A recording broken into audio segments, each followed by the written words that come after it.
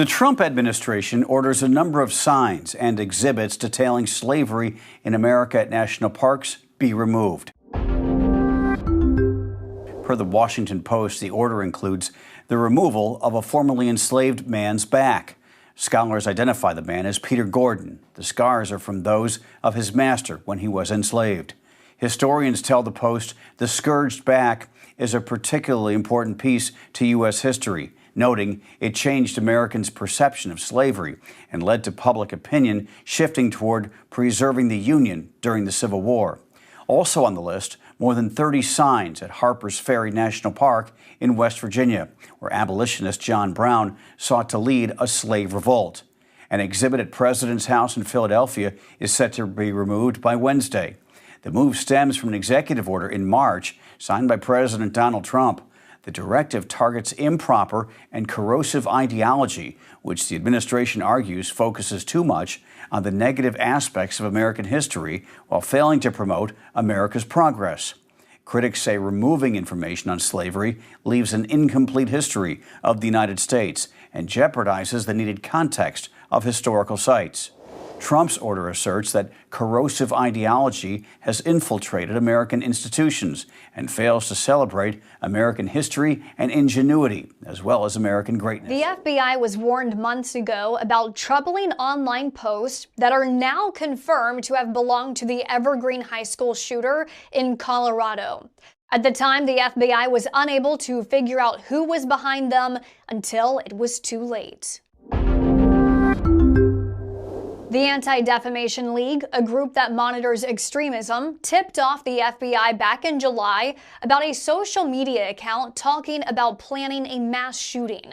The FBI confirms it opened an investigation, but says the user's identity and location remained unknown. Without that, agents say their hands were tied. The FBI says the investigation into the online post continued up to the day of the school shooting. Then it was confirmed the post belonged to the shooter. The ADL also confirmed those posts they found online did belong to 16-year-old Desmond Hawley, the Evergreen student who critically wounded two classmates last week before taking his own life. Authorities say Hawley had been radicalized online, sharing anti-Semitic and white supremacist content, and even posting pictures of the revolver he used just hours before the shooting.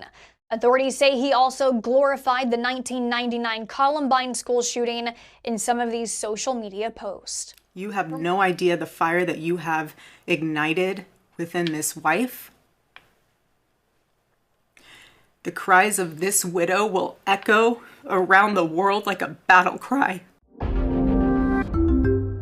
A wave of support is surging across America for Turning Point USA.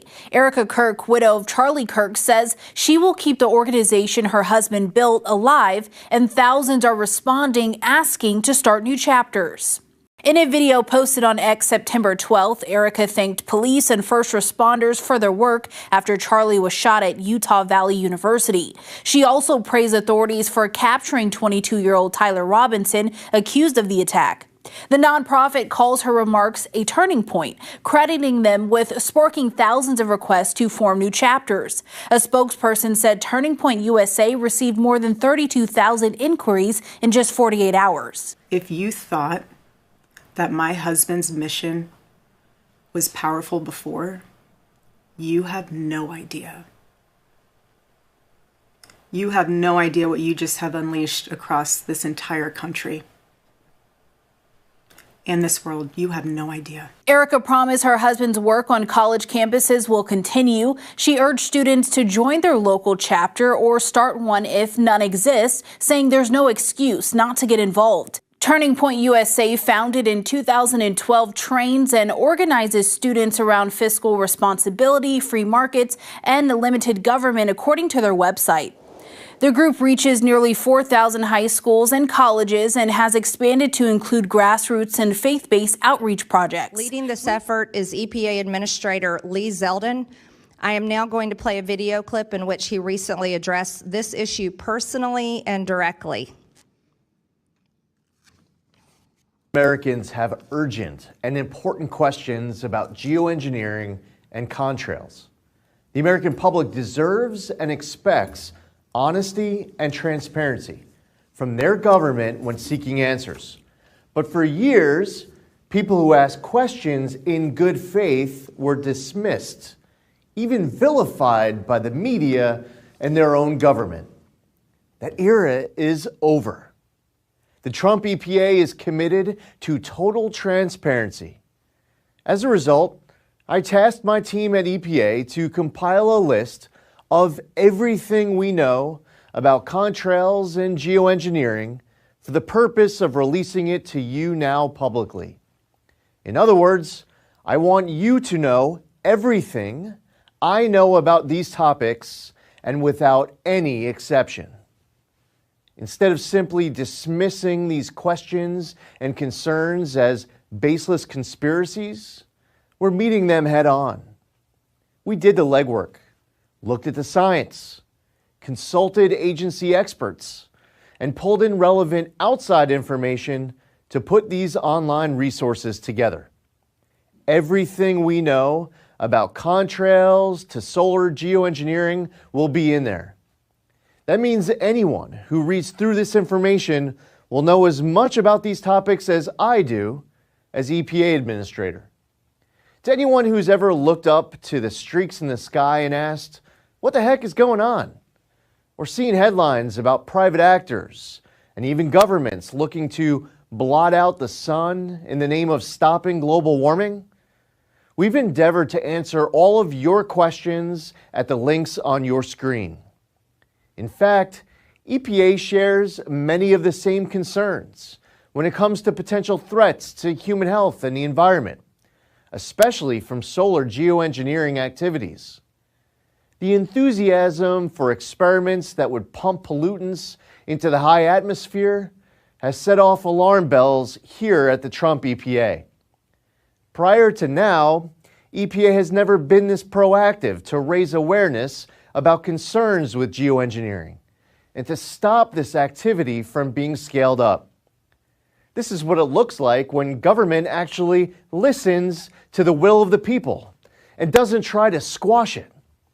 You can always trust this administration and this EPA to take your concerns seriously, answer your questions honestly, and carry out the will of voters with integrity.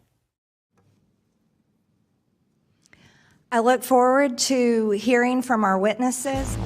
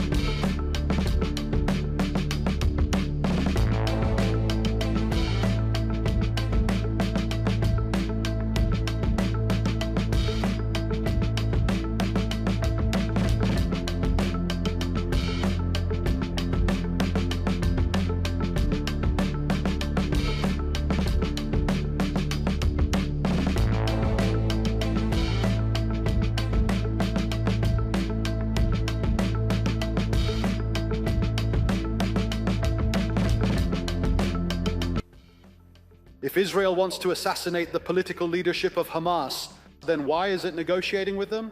And if it wants to negotiate for the release of the hostages, then why does it kill everyone who could conduct negotiations with it? And how are we supposed to receive Israeli delegations for negotiations in our country when those who sent these delegations are planning to bomb this country? These questions are not waiting for an answer. Rather, they clarify why we say loud and clear that this aggression is, in fact, a blatant, treacherous, and cowardly act, and it is impossible to deal with such a degree of cunning and betrayal. The Israeli government believes that it is presenting the Arabs with fate's accomplice, ready-made situations every time, then follows them with new fate's accomplice, so they forget the previous ones and negotiate over the new ones. The third fact that this treacherous assault on our sovereignty reveals is that the Israeli Prime Minister, who boasts of having changed the face of the Middle East in the past 2 years, actually means that Israel can intervene wherever and whenever it wants. He dreams that the Arab region will become an Israeli sphere of influence, and this is a dangerous delusion. Anyone who persistently and systematically works to assassinate the party he is negotiating with clearly intends to sabotage the negotiations.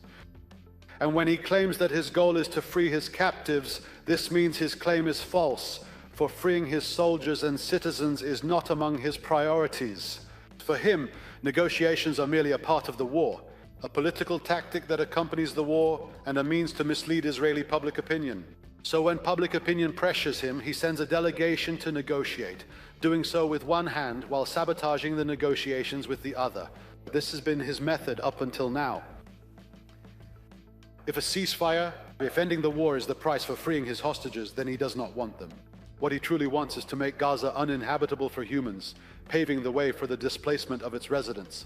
کلمات نسل کشی را پایان نمی‌دهند. باید متجاوز را منزوی کنیم. تسلیحات و تأمینات مالی او را قطع و رهبرانشان را در دادگاه‌های عدالت پاسخگو نماییم. حمله به دوحه بسیاری از معادلات و تفکرات اشتباه را دگرگون ساخت و نشان داد که هیچ کشور عربی یا مسلمانی از تجاوز رژیم تل‌آویو در امان نیست. فردا میتواند نوبت هر یک از پایتخت‌های عربی و اسلامی باشد. باید مجازات و پاسخگو کردن متجاوزان آغاز شود. Qatar on Monday hosted an emergency summit gathering Arab and Islamic nations, hoping to present a united response to Israel's attack against Hamas leaders in Doha last week. Qatar's ruling emir opened the meeting with a fiery speech, sharply criticizing Israel.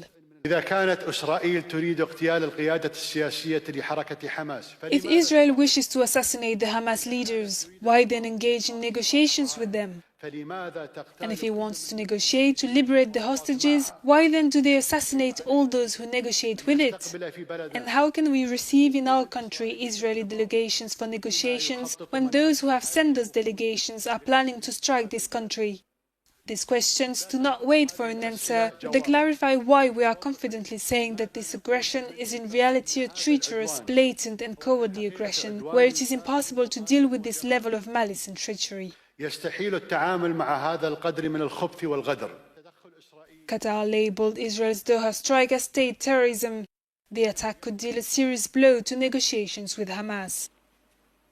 Je renouvelle, Excellence, ma recommandation à l'agression contre. Your Excellency, I renew my recommendation on the aggression against the sovereignty and security of the State of Qatar in violation of international law and the charters of the United Nations.